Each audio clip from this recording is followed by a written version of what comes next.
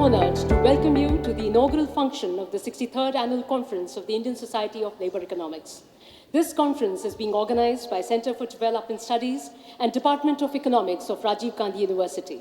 I am Priyanka Tyagi, the Chief Executive Officer of Institute for Human Development, New Delhi, a leading think tank of the country established by a group of senior social scientists and policy analysts under the aegis of the Indian Society of Labour Economics. It also hosts the ISLE Secretariat. I now request all of you to kindly stand for the commencement of the function in the Rajiv Gandhi University traditional practice of singing the university song. I request all of you to please stand up.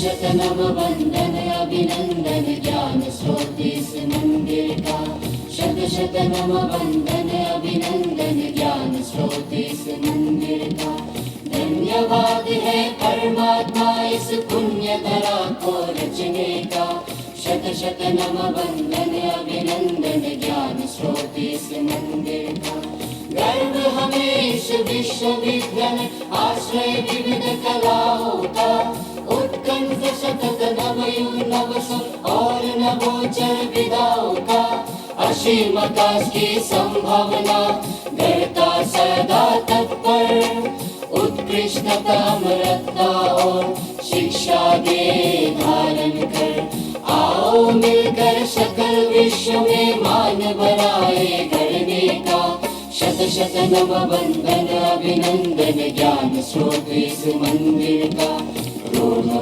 चतुर्दिक जिसमें रीत प्रीत सम्मोहित ग्राम लोक कला और संस्कृति परंपरा का अनगिन खान वो दिक चेतन स्रोत हमारा हर उत्सव इन गाँवों का सुख दुख में सहभागी हम उद्योग निरंतर उज्ज्वल का परमात्मा हमें आशीष दो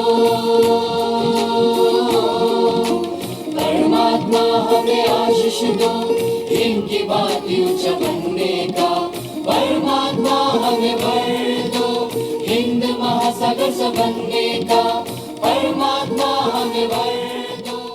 The Honorable Chief Guest of this function to kindly come on this part of the dais to kindle the lamp to mark the formal commencement of the 63rd Annual Labour Economics Conference. This does cause for a round of applause, the formal commencement of the 63rd Annual Labour Economics Conference.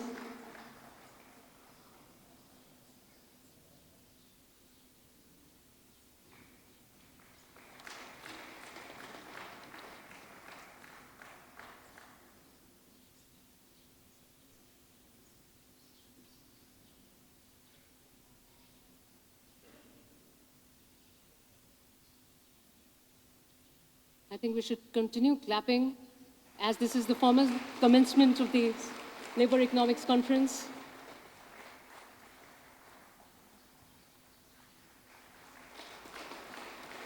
The young energetic volunteers may kindly do the rest of the kindling of the lamp. The Indian Society of Labour Economics, the ISLE, is a professional association of researchers, scholars, and other stakeholders interested in the areas of labour, employment, and development issues. We at ISLE are extremely excited that we are in the northeastern state of Arunachal Pradesh with diverse scenic beauty and culture, the land of the rising sun. The ISLE is thrilled that the 63rd Annual Conference is being hosted by Rajiv Gandhi University. Situated in a picturesque setting of the Rono Hills, it is a premier institution for higher education in the state of Arunachal Pradesh. Having completed more than 25 years of its existence, the RGU has carved a niche for itself in the educational scenario of the country. Its teaching and research programs are designed to play a positive role in the socio-economic and cultural development of the state. It is now time to accord formal welcome and felicitate our dignitaries. I request the Honorable Vice Chancellor of the Rajiv Gandhi University, Professor Saket Kushwaha, to kindly felicitate the chief guest of the function, the Honorable Education Minister, Shri Tabat Tadir. I request both of you, sir, to kindly come in the front of the dais. The Honorable Chief Guest being facilitated by the traditional Apatani priest shawl, the traditional khada,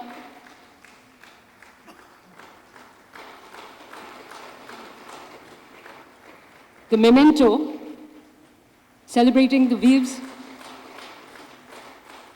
a sapling, and the RGU emblem.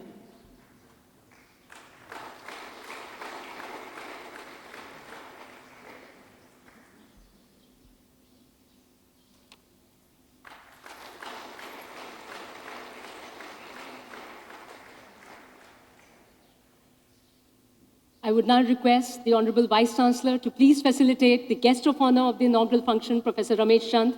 I request Professor Ramesh Chand to kindly join in the front of the dais, please. Celebrating the weaves, the tribal weaves of Arunachal Pradesh, the traditional Apatani shawl, University Khada, the emblem marking the tribal weaves of Arunachal Pradesh, and the RGU emblem.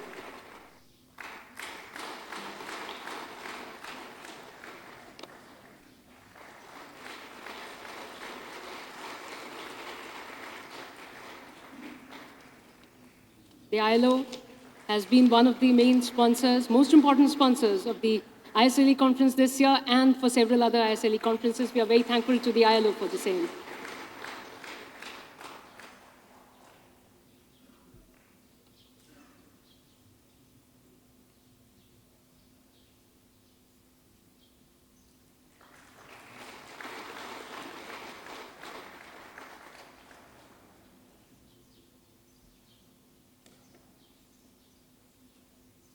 And of course, the sapling.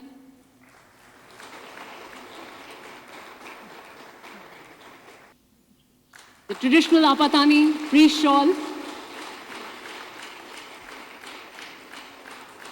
The khada with the university emblem.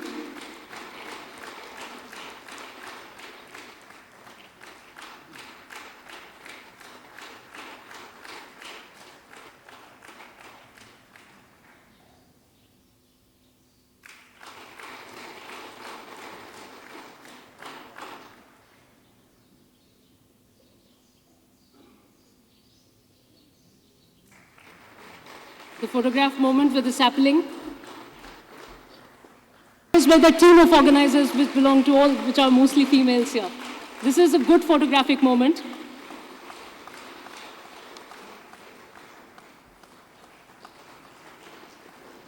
The power.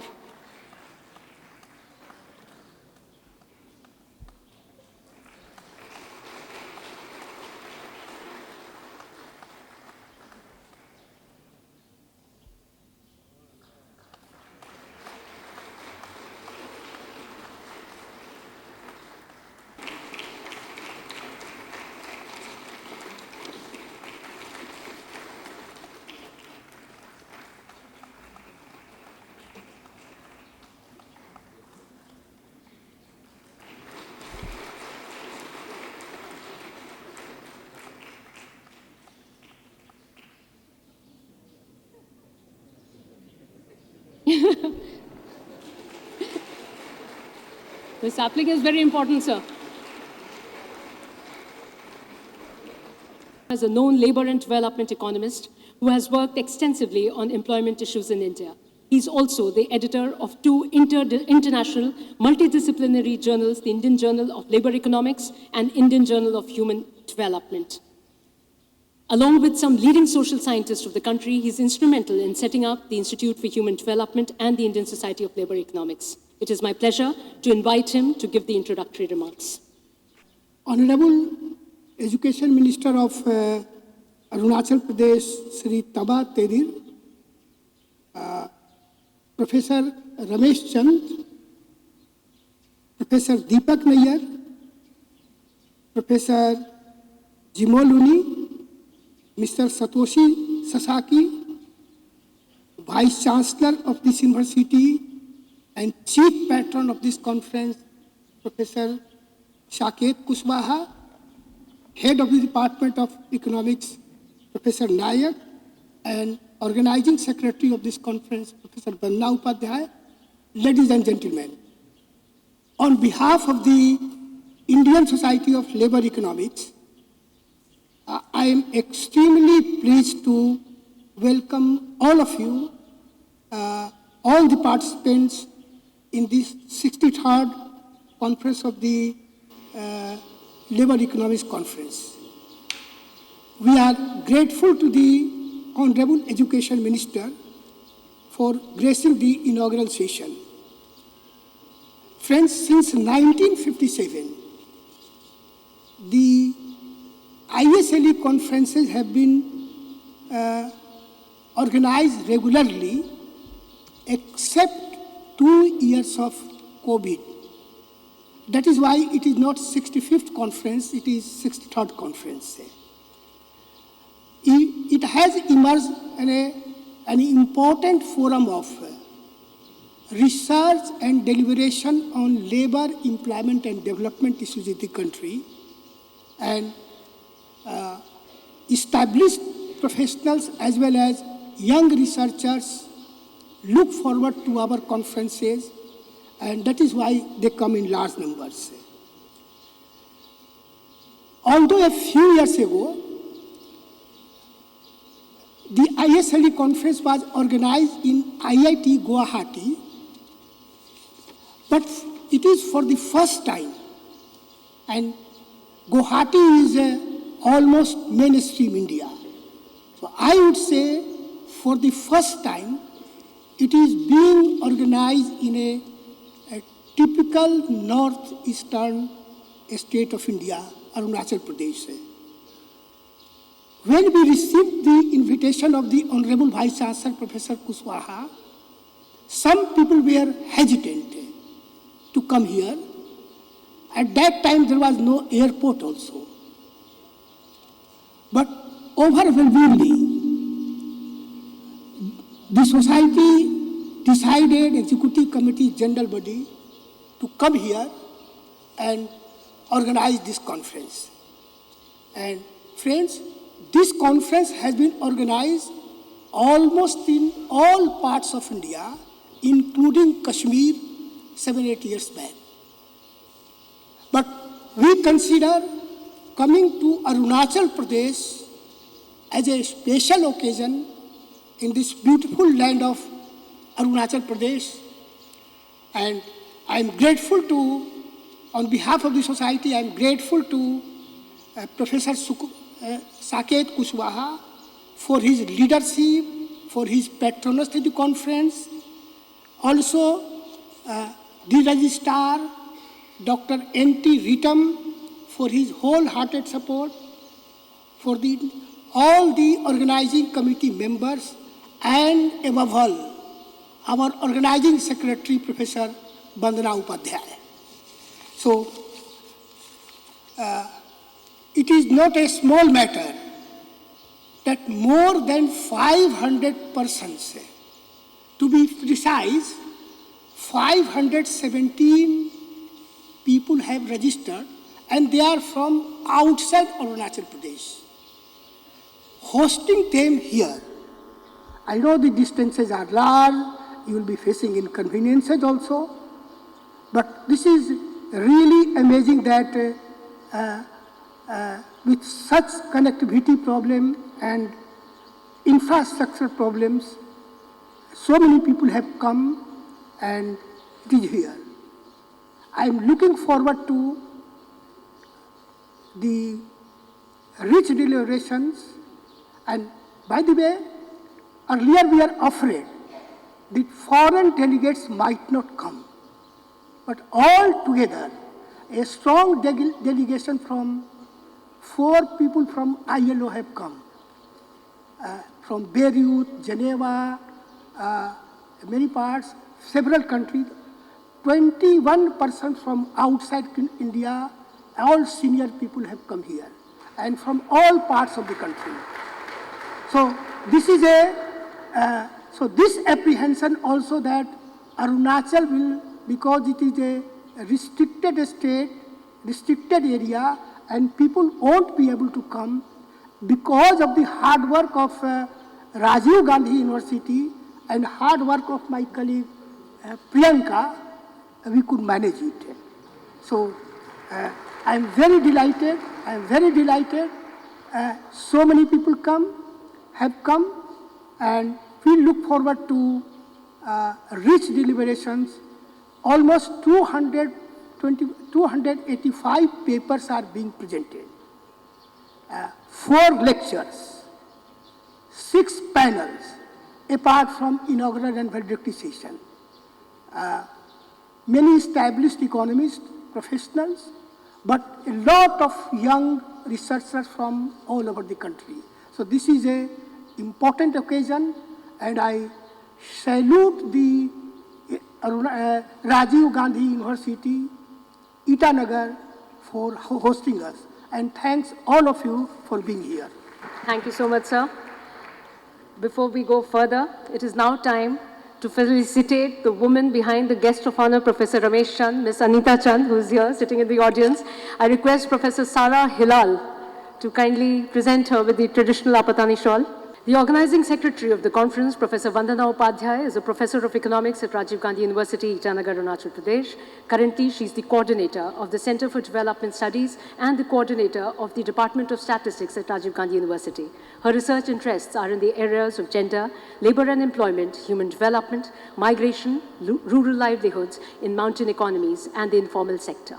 I invite her to give her welcome remarks. Esteemed colleagues and friends, a very good morning to all of you. It is a proud moment for me to welcome you on behalf of the Center for Development Studies, Department of Economics, Rajiv Gandhi University, to the 33rd Indian Society of Labour Economics Conference hosted in this beautiful land of the rising sun, India's easternmost state of Arunachal Pradesh. This annual event, which brings together scholars, professionals, and researchers from around the world, has finally taken off. Preparations for the same were undertaken under extremely challenging circumstances, starting from the pandemic-induced challenges to other inherent logistical issues, given the geographical location of our state. But as they say, when the goal is big and the intent is noble, the universe will find ways to make things happen. This is how it happened. With the active encouragement of the government, the Honorable Chief Minister, as well as the Minister, and ever watchful eyes of our Honorable Vice Chancellor, and the grace of Almighty, we could do it. The finer details of this gigantic endeavor was executed to near perfection by our Honorable Registrar, whose dedication and determination to get things done clearly stands out. No less the efforts of the ISLE team from Delhi, who made numerous visits to the campus to ensure that nothing was amiss, from training our dedicated group of RGU volunteers to ensuring that all arrangements were in place. Their involvement has been superhuman. Seeing is believing. This 3-day conference that begins today will deliberate upon 3 broad themes: the challenge of youth employment, changing rural labor markets and diversification, and long-term impact of COVID-19 pandemic on the economy and the labor market. It is also very heartwarming to note that we have over 550 delegates from across India and abroad, from UK, from ILO, Geneva, the USA, South Africa, who will be actively participating in this academic event. Their presence indeed is very encouraging and speaks volumes about their commitment to the broader mandate of the ISLE conference to promote scientific studies and knowledge on labor markets, employment relations, and related themes, and to come up with policy prescriptions. Today's event has a very special significance for us, both in our capacity as organizers and participants, considering the fact that the pandemic had imposed huge restrictions in our movement and activities. So in a sense, the event symbolizes the return of normalcy in our lives and the excitement it has generated among our students and young scholars is remarkable. It is the first time that Rajiv Gandhi University is organizing an event that is as big, both in terms of scale and the diversity of participation. Needless to say, it is a historic day for us in every sense of the term. I take this opportunity to extend my warm welcome to the Chief Minister in absentia, Professor Shri Pema Khanduji, who had accepted our invitation to be the chief guest, but is not there because of his commitment in Delhi today. However, he has left a very encouraging note for us. I'm also thankful to the Honorable Education Minister, Shri Tabata, for accepting our invitation and to grace the inaugural session. Thank you, sir. I would like to welcome Professor Ramesh Chand, Member, Niti Ayog, for gracing this occasion. I welcome you, sir. We have some very special guests with us today. Professor J. Moloney, the conference president, Professor Deepak Nair, the president of the Indian Society of Labour Economics, Mr. Satoshi Sakai, director ILO, Professor Alak Sharma, director Institute of Human Development, Professor Atul Sharma, former VC of RGU, Professor Barbara Harris-White from Oxford University, James Lurs from SWAS London, Professor Rogers, and many more.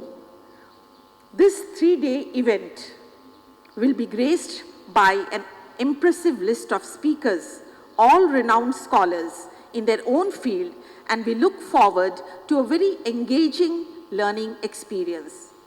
I take this opportunity to welcome each one of our learned guests and thank you for being a part of this event.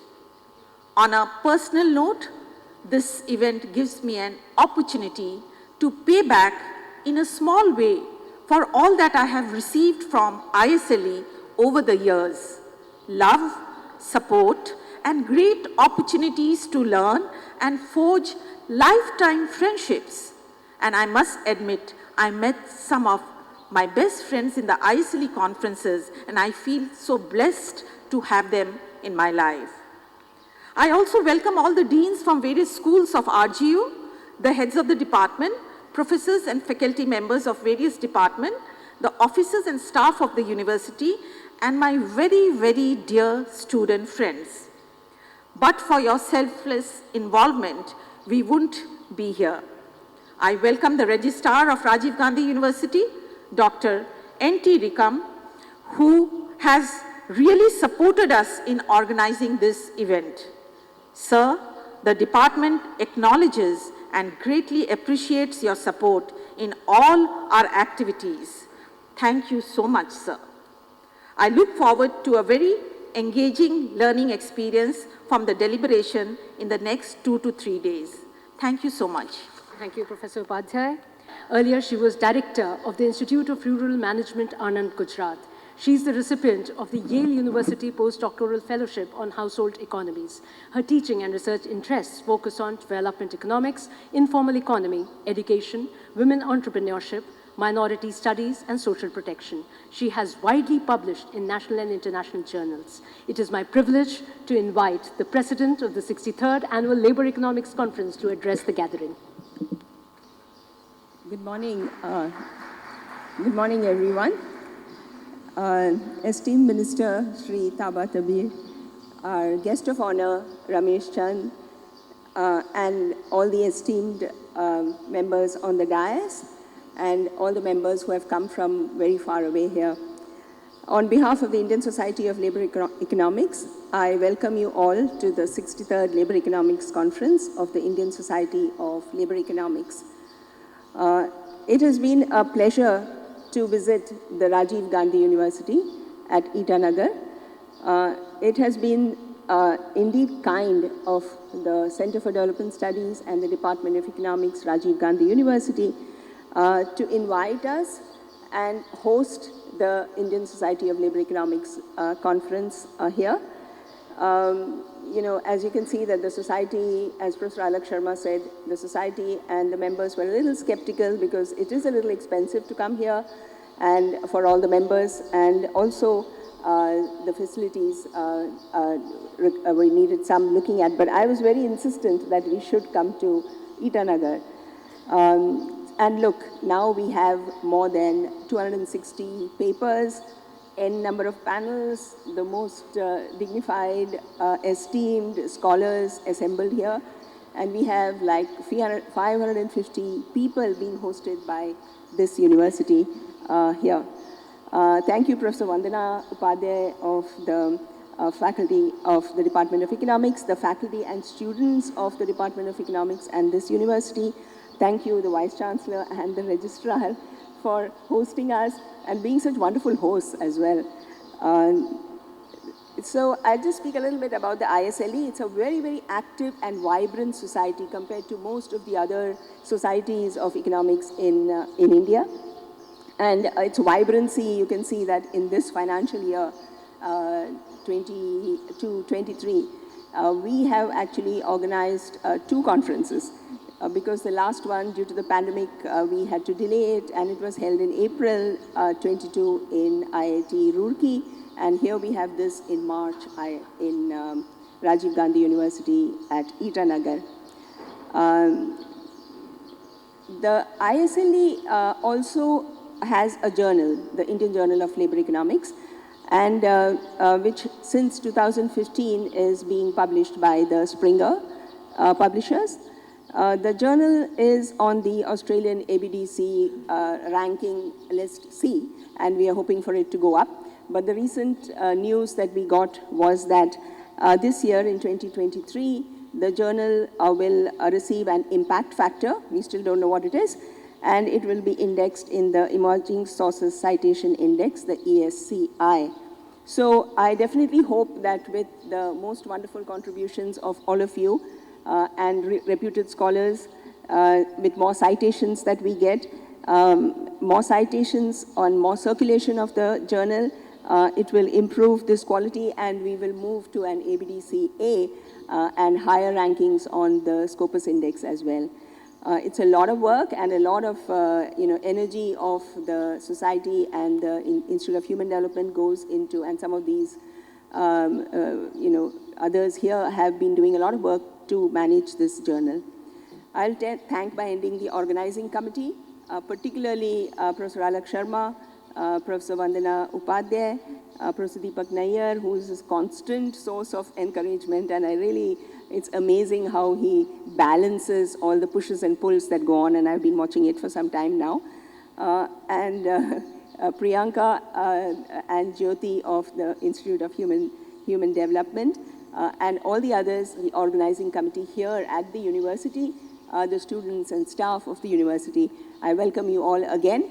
Enjoy these 2.5 days or 3 days at Arunachal. Thank you. Education Minister, Tabatadir, our collaborators for long, the ILO, Satoshi Sasaki, our guest of honor, Ramesh Chand, our gracious hosts, Vice Chancellor Saket Kushwaha, Sushant Naik, and Vandana Upadhyay. Of course, Team ISLE, the Conference President Jim Maloney, Alak Sharma, and the team I really value, which makes this possible.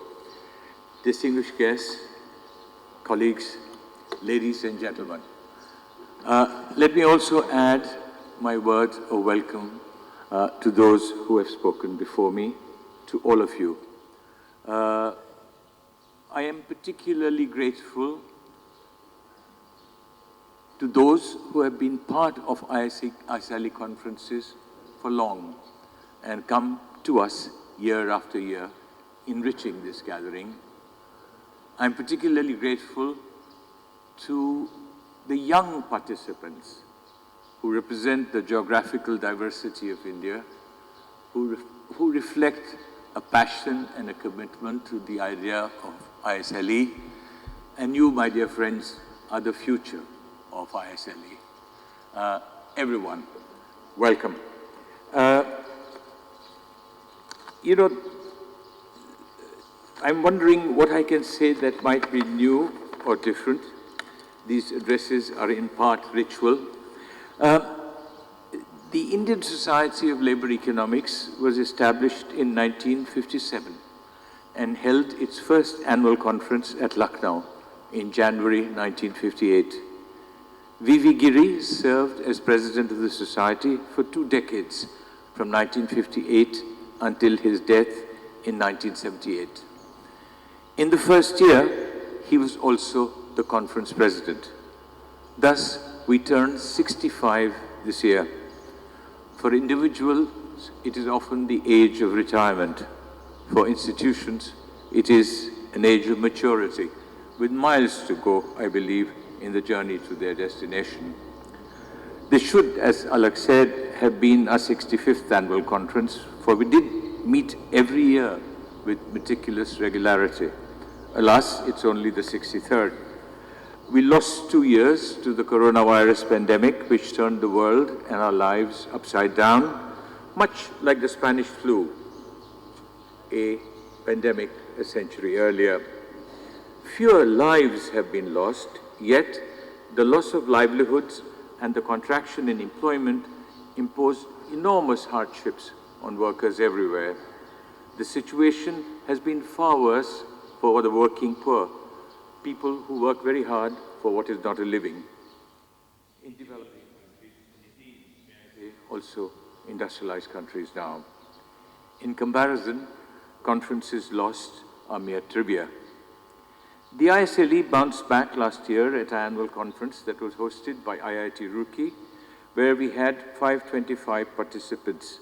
I'm delighted that almost the same number of participants have registered to join us at this conference. I believe it is a sign of changing times. We might just be beginning to return to the pre-pandemic world, from surreal times to normal times.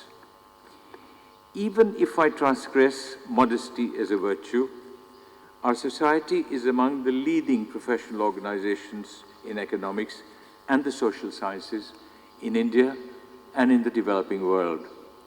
It seeks to promote creative research and academic excellence in studies on labor and employment in the wider context of development. In pursuit of its objectives, it publishes the Indian Journal of Labour Economics, a widely recognized and much cited peer-review academic journal published every quarter by Springer. I am delighted to inform you that we will be endowed with an impact factor later in this year. We also organize conferences, now an established tradition in our calendars, which bring together more than 500 concerned scholars, academics, and citizens every year. Our annual conferences are a source of pride and something we must celebrate. These have created, I believe, a unique meeting space for scholars, researchers, and teachers to interact with each other and with policy practitioners, trade unionists, industry persons, international organizations, and the media to learn from each other. The themes selected for discussion are important, contemporary, and engaging. There are opportunities for young scholars to present their work. Distinguished scholars are invited to deliver lectures. Panel discussions are organized on subjects that are debated in the present and relevant for the future. The participants represent both the geographic and the demographic diversity of India. The gatherings are always enriched by scholars from abroad who come from countries near and far. The sessions are often short of time, but never short of ideas. This conference, hosted by the Rajiv Gandhi University at Inaugural in Arunachal Pradesh, is only the second time that we have come to the northeastern part of India. But as my colleague Alak Sharma said, the first time we were at IIT Guwahati not so long ago, in 2016, and this time we are in Arunachal Pradesh. So perhaps this is our first real visit to the Northeast. It will be our endeavor, I want to assure you, our gracious hosts, to come to this part of the country more often. We need to build this connectivity much more. I should add that this is also my first visit to Arunachal Pradesh. But that is a story of missed opportunities. I could tell you many, but I'll tell you only three. My wife Rohini, who worked in the Planning Commission, held charge of development programs in the Northeast for several years and came to Arunachal Pradesh often. She loved its exquisite natural beauty and tried hard to persuade me to join her. Alas, I simply could not get away from my world of work, but that is an old habit. I have never been able to strike the right balance between work and leisure. I wish I had. But that is not all. My close friend, Vinod Pandey, who served as governor of Arunachal Pradesh, tried just as hard to persuade me with the lures and comforts of Raj Bhavan without success. Yet, he did connect me with this university where I stand, where we have assembled for our conference. As governor of the state and chancellor of this university, he was searching for a vice-chancellor. At the time, I was serving as vice-chancellor at the University of Delhi and accepted his invitation to chair the search committee. On my recommendation, which was expected, Professor Atul Sarma, seated here in our midst this morning, was appointed vice-chancellor of Rajiv Gandhi University in 2003. I hope that sometime in the not-too-distant future, I am able to come again to Arunachal Pradesh, often described as a hidden gem, to explore this beautiful land of exquisite mountains, valleys, forests, rivers, and waterfalls, with its stunning array of flora and fauna. Alas, it is a rare exception in our age of environmental degradation and climate change. The government and people of Arunachal Pradesh must do everything possible to preserve the environment and the milieu of their natural heritage. Markets, commercialization, roads, tunnels, railways, real estate developers, aided and abetted by humankind in an elusive quest for development, are slowly but surely destroying our mountain ecosystem and ecology, so visible in the Himalayan regions and states of North India. Receding glaciers, landslides, floods, cracks in the earth, tectonic shifts are symptoms of a much deeper malaise. A better world is possible in which environment and development are not only compatible, but also sustainable. Arunachal Pradesh could indeed be a pioneer and a role model, and I hope it will be. In conclusion, I would like to highlight an important dimension of the Indian Society of Labour Economics that is seldom mentioned and not sufficiently recognized. We established the Institute of Human Development in 1998. It is now celebrating its 25th anniversary. In such a short span of time, it has received national and international recognition as a center of excellence in research. This institution, to me, epitomizes the Schumacher epithet that small is beautiful. It packs an intellectual punch and exercises a policy influence that is disproportionately large when compared with its modest human resources and scarce financial resources. What is more, the parent the ISLE owes a debt of gratitude to its offspring, the IHD. As a society, we are a virtual network. We have meager resources. We have your goodwill and your engagement and your participation and your partnership. Yet, the entire burden of organizing our conferences is borne by the mini secretariat of IHD, for whom it is unpaid work that is labor of love. This would not have been possible, believe you me, without the common factor, the vital organic link between the two institutions. You know, institutions are larger than individuals, but individuals matter.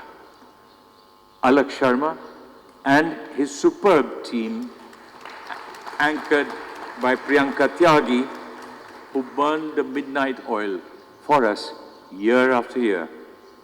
I would like the gathering assembled here at this inaugural session to recognize this reality and record its appreciation. Indeed, debt of gratitude for what most of us have always taken for granted. Thank you for your attention. Enjoy the 3 days to come. Even if you're exhausted, I'm convinced you will leave here happy. And for those who are going to travel in Arunachal Pradesh, bon voyage. Thank you so much, Professor Nair, for your kind words and your blessings. Mr. Satoshi Sasaki is currently the officiating director. Honorable Minister for Education, Cultural Affairs and Indigenous Affairs, Arunachal Pradesh, Shri Taba Tedir, Vice Chancellor, Rajiv Gandhi University, Professor Saket Kushwaha, President, ISLE, Professor Deepak Nair, Professor Ramesh Chand, Niti Aayog, Professor Alak Sharma, Director, IHD, President, ISLE Conference, Professor Jimo Uni, Organizing Secretary, Professor Bandana Upadhyay, policymakers, academic, scholars, colleagues, and friends. Namaskar and very good morning to you all. It is my pleasure and honor to be here with you today for the 63rd ISLE conference as we deliberate themes of critical importance to this post-pandemic world of work. I would like to express my gratitude to the Honorable Education Minister, Mr. Tabatedia, for his eminent presence today at this rich and diverse academic conference that would appropriately explore the themes of youth employment, rural labor market diversification, and the long-term impacts of the pandemic on the global economy. We are coming out of a great period of uncertainty and upheaval that the COVID-19 pandemic caused.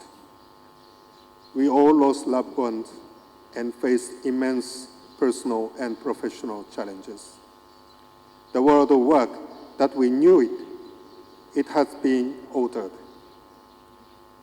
Globally, enterprises, especially small and micro, were severely impacted, while precarious working conditions for workers came to the fore. The global economy and the labor market are in different stages of recovery across the region. However, India has been a better recovery, and its GDP growth is the highest among the G20 countries. With India currently leading the G20 presidency, the country is at a historic juncture to pave the way in achieving human-centered growth that is based on the principle of social justice. We are now at the halfway mark of the 2030 Agenda for Sustainable Development. We pledge to leave no one behind, and it's time to honor that by enhancing labor employability, bridging skills gaps, ensuring workforce development and social security, and addressing new forms of employment. This pledge starts with the youth. India has the world's youngest population, so the world's youngest workforce. These youth are not only the future of work, but also the present world of work. School and higher education institutions closures during the pandemic had the ripple effect of skills gap, which is a deficit confronting countries globally. The share of youth not in employment, education, nor training, so-called NEET, needs to be addressed. Special focus also needs to be on opportunities for young women who are at the higher risk of falling out of education and skilling owing to care responsibilities. What the youth need is a well-functioning labor market with decent work for those already in it, and skilling and educational opportunities for those yet to enter it. To this effect, the emerging green, blue, and digital economies are ripe with opportunities for young people. Green and blue policy measures can create 8.4 million jobs for young people and invest in universal broadband coverage will allow 1/3 of all jobs to go to the young people by 2030, according to the ILO estimate. The Millennium and Sustainable Development Goals were envisioned to make progress towards achieving social justice, which is fundamental to helping the global economy recovery, given the long-term impacts of the pandemic. Global solutions to new challenges and opportunities must be centered around human, environmental, economic, and societal values, as Director General of ILO, Gilbert Huombo, has articulated through his vision of the Global Social Justice Coalition.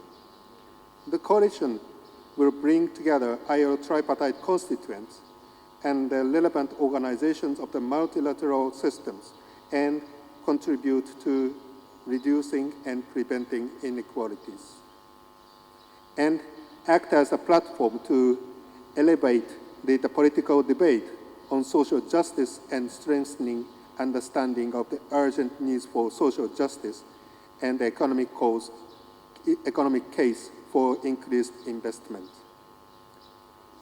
Fundamental principles of right at work are the backbone of the world of work. As we strive to get back to the pre-pandemic trajectory of economic growth and development, we must do so with the lessons learned in the last 3 years that have demonstrated the ways in which we must build back better. To ensure this, we must strive for ensuring active social dialogue, better conditions for workers, rising enterprise productivities, more and better jobs and social protection, and formalizing the informal economy. Creating decent work for youth and helping the economy recovery from the pandemic lasting impact will not be possible without achieving universal social protection. Public spending on social protection needs to be increased to create economies that work for people and not just the workers who work for the benefit of the economies. Social dialogue is critical for advancing social and industrial peace and stability and boosting economic progress based on the better working conditions. Micro and small enterprises are the backbone of the economy of the country, as they make up the lion's share of the economy. There is a need for a concerted effort to improve the status of livelihood by promoting policies supporting micro-entrepreneurship and job creation. Innovative and effective employment policies, including skills and training, are needed to boost productivity and shared prosperity. This will, in turn, also benefit labor productivity. The dynamic Indian population has the potential to transform into the skilled workforce with access to social protection to meet the objective of economic development without compromising their well-being. We must continue to work together to promote social justice through the framework of the decent work agenda. We must remember that we can strengthen labor market, increase productivity, and ensure everyone's benefit from the shared prosperity.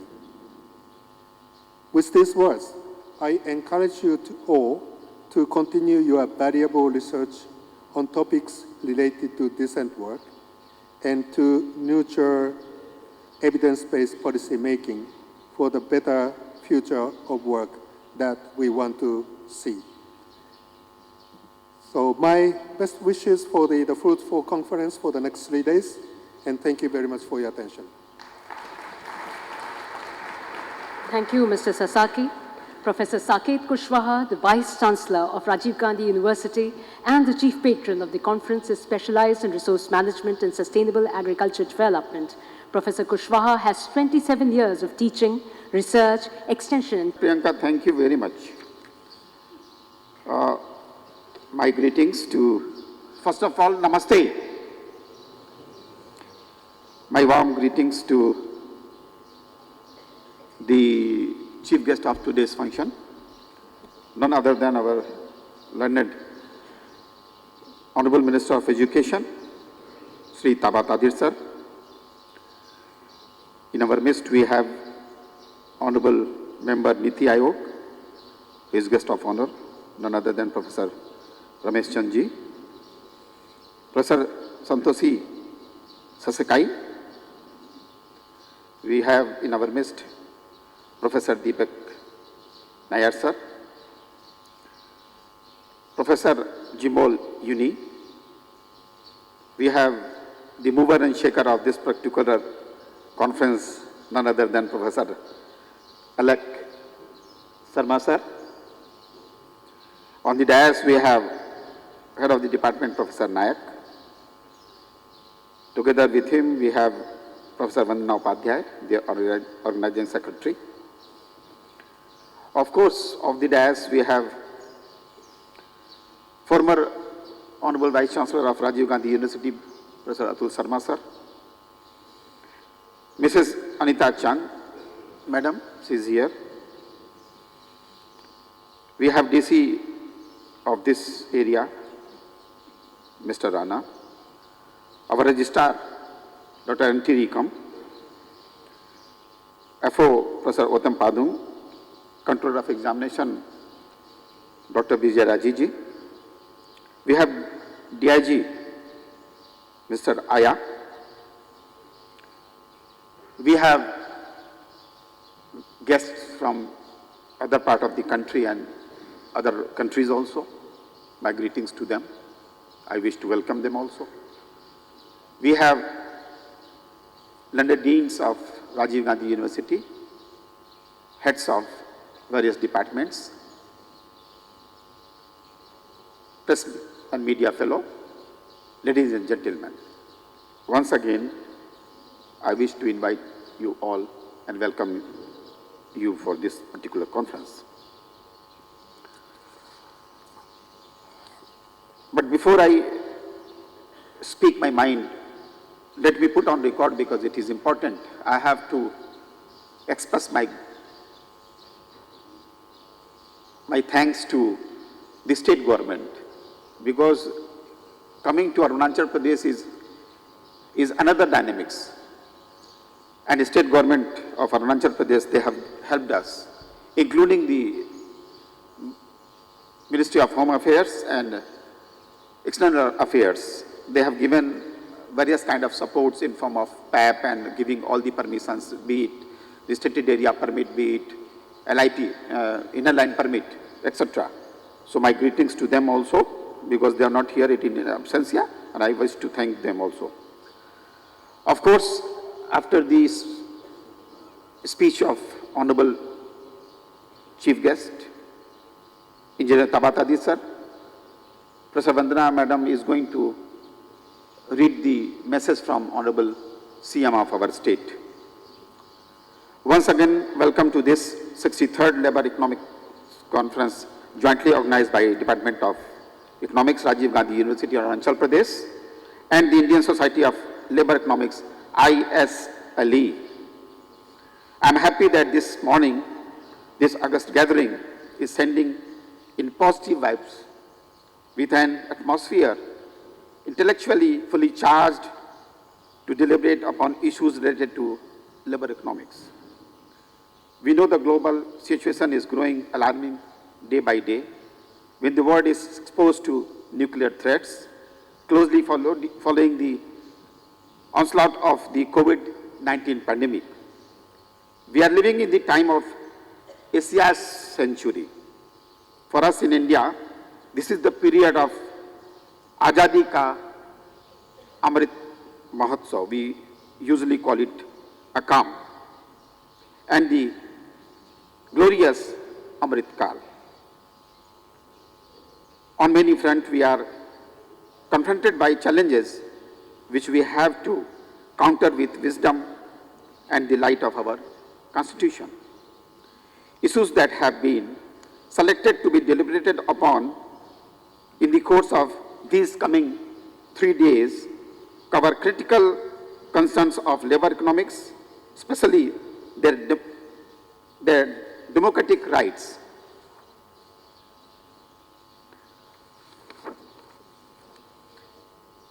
In our pursuits and continuous efforts towards achieving the dreams of egalitarian and just society, we have to acknowledge the great role that we have to play to feed the youth of the country at our disposal.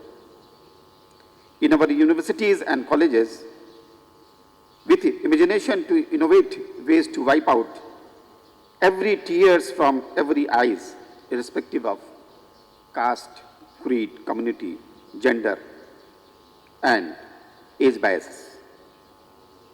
Science and technology at our service must be exploited at their highest positive potential.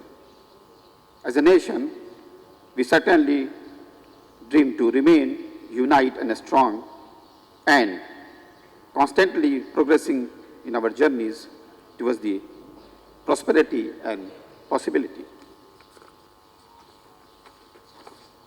I take this opportunity to draw your attention towards the efforts of the Rajiv Gandhi University as the lone central university of the state, making significant contributions for creating an intellectual climate and enabling ecosystem that is conducive to the arrival of the constantly progressive state of the Arunachal Pradesh, which in turn would be instrumental in reaping the ambitious project of Atmanirbhar Bharat and the vision of New India. We have responded to the call of the nation at all critical junctures. During the challenges of COVID-19 pandemic, maintaining academic calendar and achieving targeted vaccination for the welfare of stakeholders. I am keenly and curiously looking forward to the extensive and nearly exhaustive thematic domains of this conference for their descriptive and perspective potentials, as in-depth research-based discussions will be enlightening, which are going to be unfolded in due course of these 3 days conference. I extend a hearty welcome and thank all the delegates for their interest in our initiatives who have arrived from several states across India and other countries. I am sure you will create fond memories and will return enchanted from the land of dawn-lit mountains. Have a nice and comfortable stay here and immerse yourself in the proceeding of the conference while enriching the deliberations with your active participation. Jai Hind, Jai Arunachal. Thank you, sir. The guest of honor of this function, Professor Ramesh Chand, is member Niti Aayog. Chief guest of today's function, Honorable Minister of Education, State of Arunachal Pradesh, Vice Chancellor, Dr. Sanket Khushwaha ji, respected dignitaries on the dais and dignitaries present in the hall, delegates, students, faculty members, district administration, media, and ladies and gentlemen. First of all, I want to congratulate Indian Society of Labor Economics on its glorious journey of 63 years. Why I call it glorious journey? Because there are associations which are even older than ISLE, but I find many of them, including some with which I am associated, that they have even more glorious past than ISLE. But if you look at the present, really, you just feel that something is missing. But in case of Indian Society of Labor Economics, I attended its first conference. That was in 1994. After that, I attended another conference in Srinagar a few years back. And again, I am attending this year's. I find that the level and standard of conference has not diluted at all. So this association, this society, I find is able to keep its flock together. It has always engaged the best economists in the country with the activities of the association, and as you can see even today, that it continues to do that even now. So I feel that this team, those who are handling the affair on day-to-day basis, the president of the society, Professor Deepak Nayyar, and Alkanayan Sharma ji, they really work tirelessly to maintain this standard, to keep all of us interested in the activities of this society.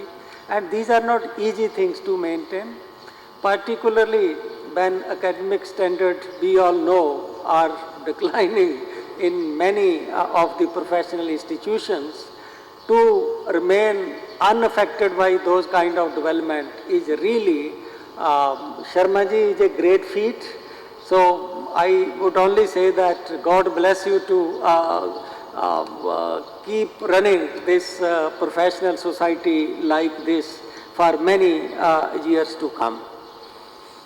I was just thinking that ISLE organize conferences not only in Delhi or major metropolitan centers or academic centers. They organize conference invariably in far-flung and remote areas also. So what could be benefit to Arunachal Pradesh, to Rajiv Gandhi University from organizing this conference? I think it can benefit in two ways. One is that researchers of this university and students of this university, they will be exposed to many issues which otherwise they may not be knowing. They will also get opportunity to interact not only with best mind working in the area of employment and work in India, even in international organization like ILO. So I also feel that this opportunity should not be lost by them. They should develop some sort of networking with the researchers working in the country and in international organizations, and take benefit of association with them. I also feel that many of the delegates who have come to attend this conference, maybe a few of you will develop interest in Arunachal Pradesh, how Arunachal economy is working, what is the potential here. People in the country will not get water to drink in many parts of the country, but here you find so many water streams. So maybe this will fascinate some of the delegates to look at the endowments of Arunachal Pradesh and to work on Arunachal Pradesh right on this state and provide some kind of guidance to the state that this is how you can grow more, you can develop yourself in future. Coming to Northeast, I feel that you will agree with me that Northeast is changing. I am observing it from last couple of years that whenever I come here with the interval of 2-3 years, I find things are different. The kind of rail connectivity, the kind of air connectivity, the kind of highways which I am seeing now were not there 3 years back. And what I saw 3 years back was not here 7 years back. So I think the development focus of the government is visible on the ground, and many of the development constraints which were considered so formidable for Northeast, I feel that those constraints have been relaxed. If you have connectivity, much of the marketing possibility is there, and we know that there is potential in Northeast. Northeast can produce unique kind of products, particularly Arunachal Pradesh. It has a lot of opportunities, and it has already demonstrated those opportunities in some areas. Many of you may not be knowing that much of kiwi, which now we eat in our cities, in Delhi and other places, doesn't come from New Zealand. It is now coming from Arunachal Pradesh. So this is just one success which is there in one pocket, but I find that there are so many pockets like this in Arunachal Pradesh. So I hope that some of you will be fascinated by these things right on Arunachal Pradesh. And I think Dr. Alak is really a very observant mind. Maybe he would also think of organizing some special events, especially focused on Arunachal Pradesh, and propose to Arunachal Pradesh the future development strategy. When I come to Northeast, also sometimes we see that nature has given this state so much, but why we have not harnessed that great gift of nature. I think the past approach was, it was not deliberate, I will not say it was deliberate, it was unintentional, to keep the state dependent, that we will keep giving you resources, you need not worry about production kind of things. But now emphasis is different. This government wants to see Atam Nirvarta in Northeast. We want that Northeast produce more, Northeast generate more revenue. But that will not mean that center will not be giving more revenue and resources to them. Rather, these things go simultaneously. Just one development I can share about the intention of the government to give more and more to Northeast, but not as a dole, not as a subsidy, but as a development assistance to help them develop. That there is a provision that 7 to 8% of the total scheme budget of every ministry should be spent on tribal development, and 15 to 16% should be spent on SC development. But if you look at the actual expenditure, many ministries, they find some one or the other excuse that we can't spend, our job is different, this thing and that thing. So 2 years ago, PMO constituted a committee in Niti Aayog to suggest ways and means to use this, whatever this criteria of 7 to 8% of total development expenditure going for tribal and 15 to 16% going for SC and SC sub-plan. So I had opportunity to chair that committee. We have prepared our recommendation, suggested to all the ministries how they can ensure that they can really spend this money on the development of tribal and development of scheduled castes.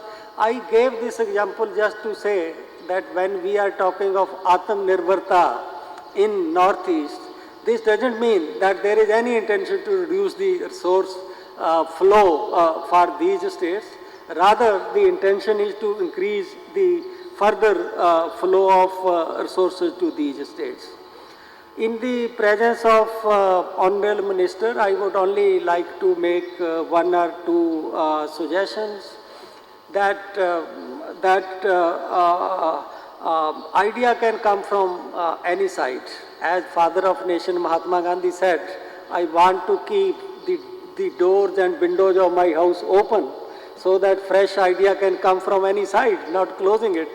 So like this, I think if the state organizes these debates, invite people who have some idea about development, and then use their idea for development of the states, it will make a lot of difference.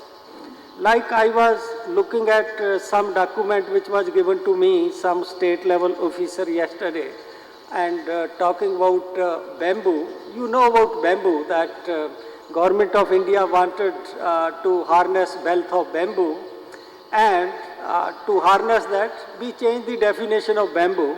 Earlier it was considered as tree, but in 17 the amendment was made. Now bamboo is not considered tree. Bamboo is a grass. So that anybody can cut it, anybody can transport it, and forest department will not come in the way. Why you have cut this tree, why you are, where you are taking all those kind of things. So the statistic which I got yesterday, that reminded me that how we can, because of wrong policies, we can ignore to harnessing our wealth. Like I just found that bamboo and coal are two great wealth of India, which we are not harnessing. We have, India has highest reserve of coal in the world, but we are importing coal from Australia to produce thermal energy. But we have largest reserve of coal in the world. Similarly, bamboo, we have largest plantation of bamboo in the world, which is 2 times that of China. So China, with half of the plantation of bamboo, is exporting a lot of bamboo, and India is net importer of bamboo. So this is just one example. Like this, there are so many examples. So I think if state can dovetail its development scheme with many of the initiatives started by Government of India, that complementarity will work very well. Honorable Minister was talking with me before we came to this hall that they want to do something in organic. So already Government of India has some schemes that we want to set up 10,000 bio input resource center from where farmer can get bio input. Only then organic farming can be promoted. Organic doesn't mean that you stop using chemical but don't apply anything else. So if we are stopping use of chemical, we have to supply some alternative of that, which could be organic material. So this is just scheme of Government of India, 10,000 center in the country for bio input supply. Then we have cluster of natural farming. Again, some assistance is given. we have now moved from aspirational district to aspirational blocks. So these are just some of the examples that how we should develop this complementarity between what center is doing for the states and but states, how states can take advantage of that. So I feel that Northeast is changing, Northeast is now awakened. Government of India also has Look East policies, and with these kind of conferences held in the Northeast, I feel that some bright idea will come, some of which will be for rest of India, but some of which will be for specific Northeast and for the specific state also. And if we work on all those things, we can really hope of a very bright future for Northeast in general and for Arunachal Pradesh in particular. So thank you very much and Jai Hind. Achievements in his academic life. He's an alumnus of DPS Mathura Road, New Delhi, a graduate in civil engineering from Madan Mohan Malviya Engineering College, Gorakhpur. He began his successful career as an engineer when he joined the Arunachal Government Service as assistant engineer in PWD, wherein he later on became the chief engineer cum director. Finally, he retired from active government service in January 2019 after spending 32 glorious years serving the state. In recognition of his meritorious service, Sri Tadir received a commendation certificate from Governor of Arunachal Pradesh in 2006 and a gold medal from the Gold Medal State Award from the Governor of Arunachal Pradesh in 2007. He started his active political life in 2019 and was elected in Arunachal Pradesh Legislative Assembly from Yachuli constituency. He was inducted to the ministry in his first term itself as Minister of Education. Today's guest of honor, Professor Ramesh Chandraji, Member Niti Ayog, Madam Anita Chandraji, Professor Saket Khushba, Chief Patron of the conference and Vice Chancellor, Rajiv Gandhi University, Professor Satoshi Sasaki, Director AI, ILO Research Works Team for South Asia, Professor Deepak Nair, Professor Emeritus, JNU, former Vice Chancellor, University of Delhi, Professor Jamal Unni, President 63rd ISLE Conference and Professor Economics and Public Policy, Ahmedabad, University of Ahmedabad, Professor Bandana Upadhyaya, Coordinators, Center for Development Studies, and Professor, Department of Economics, Rajiv Gandhi University, Director, Allah N. Sharma, Director, Institute of Human Development, and Editor, Indian Journal of Labor Economics, and Professor Susant Kumar Nayak, Professor and Head, Department of Economics, Rajiv Gandhi University, District Administrations, Dr. N.T. Rikam, Register Rajiv Gandhi University, delegates from Sweden, France, South Africa, Britain, Denmark, Canada, Ireland, USA, and media fraternity, organizing team, and my dear students, friends. Indeed, it is a great pleasure for me to be the part of 63rd Conference of Indian Society of Labor Economics at Rajiv Gandhi University, Rono Hills, Itanagar, Arunachal Pradesh. First of all, I convey my greetings to all the dignitaries and delegates from the land of rising sun, Arunachal Pradesh. On behalf of people of Arunachal and on my behalf, I welcome you all. I am so appreciate the initiative of Rajiv Gandhi University for holding this grand and prestigious conference in Arunachal Pradesh. I wish all success in your endeavors. As you know, that the Indian Society of Labor Economics, founded by the former President of India and the veteran trade union leader, Sri B.V. Giri, in the year 1957. This conference is an unique occasion for all the stakeholders, particularly its members, academicians, representatives of industry, trade union leaders, policy makers, and public at large.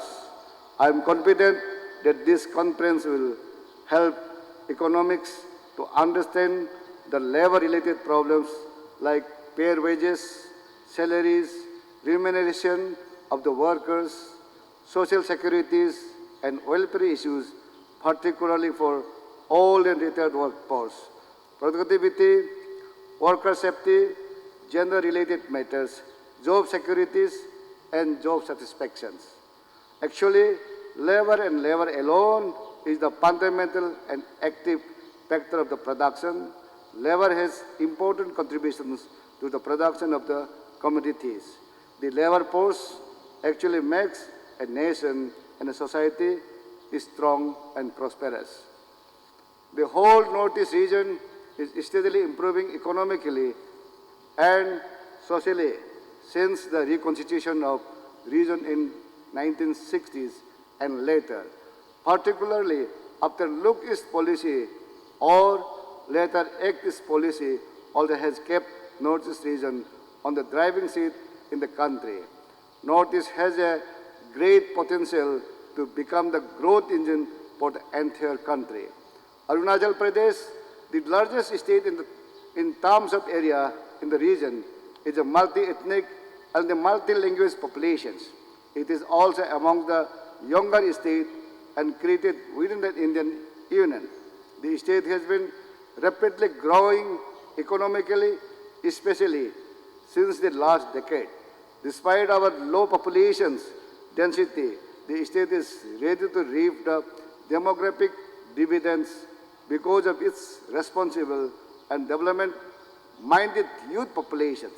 The present government of Arunachal Pradesh is rapidly moving towards the development of state, which is manifested in more dynamic market and labor force in the state. Arunachal Pradesh has much to show in addition to this beautiful institution that we are presently sitting in. The mountainous terrain with lush green environment and mild weather makes the region among the most picturesque in the whole of Northeast and also India. I invite you all to explore the state and meet with the people for a closer interaction. Let me guarantee that the people here are among the most hospitable and friendly ones you would ever have met. Arunachal Pradesh economy is largely agrarian, based on terrace farming of rice and cultivation of crops such as maize, millet, wheat, pulse, sugarcane, ginger, oilseeds, cereals, potato, and pineapples. Our farmers are dexterous and can be net supplier of many agricultural products in a nourishing environment. Next, major industry of the state includes handicrafts, weaving, cane and bamboo, horticulture, mineral-based industry. The state is ambitious about making the best out of whatever we have to our credit so far. About infrastructure in Arunachal Pradesh, we have been connected with railways and now by air, but much more is needed to transform the economy from the predominantly agrarian structures to the modern one. The main approach we have adopted is to extend facility to where people live rather than ask people to migrate to cities. This perhaps unique in the country, and we sincerely hope that this will help in regional balances development. The state capacity to generate hydropower equals almost fifth of the India's. That is one of the highest potential for generating hydropower in India. Clean power can help establish clean hygiene value, adding industry and activities like pharma, software, and research. With better infrastructure, the overall productivity will rise, resulting in increased trade and gains from trade with Southeast Asia as well as the rest of India.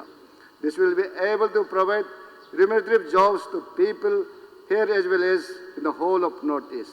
This is a part of our states and also our joint vision for the regions. This is a conference of labor economics. We do not have labor here in the conventional sense like factory workers in Mumbai, but our people are engaged in agricultural activities and the infrastructure buildings, and their concerns are no less or no different from those of factory workers. Like labor standards, safety at work, the remunerative wages, issues in labor, standard of living, environment, and social harmony are also very important and need to be appropriately raised. I am happy to know that Rajiv Gandhi University work in Indian Himalayan Central University consortiums, collaborative policy, research policy on the elimination of the valuation of the economic impact of female laborers in the hills, supported by Niti Aayog, Government of India, New Delhi. My request to you is to closely study and understand the labor-related problems in Arunachal Pradesh as well as in the Northeast region as a whole. Your insightful deliberation and realistic suggestions emerging over your 3 days conference will help the government and planner to understand the labor-related genuine issues in more pragmatic manner. I am grateful to the Honorable Vice Chancellor, Rajiv Gandhi University, Saket Koswa, for hosting this conference, which will immensely benefit the academicians, students, research scholars, and public at large. I am not supposed to raise some questions since Niti Aayog member is here. I would request, and this is not the right platform, but I will request Niti Aayog member, Ramesh Chandji, to please see that one agriculture university could be given to Arunachal Pradesh. The Arunachal is the state where there is no agriculture university. I hope Professor Ramesh Chand will look into it in his Niti Aayog problem, and he will definitely ventilate to the Honorable Prime Minister of India. Once again, I welcome you all to this conference and wishing you a happy and comfortable stay in Arunachal Pradesh. With these few words, I conclude my speech and wish the conference a grand success. Jai Hind, Jai Arunachal.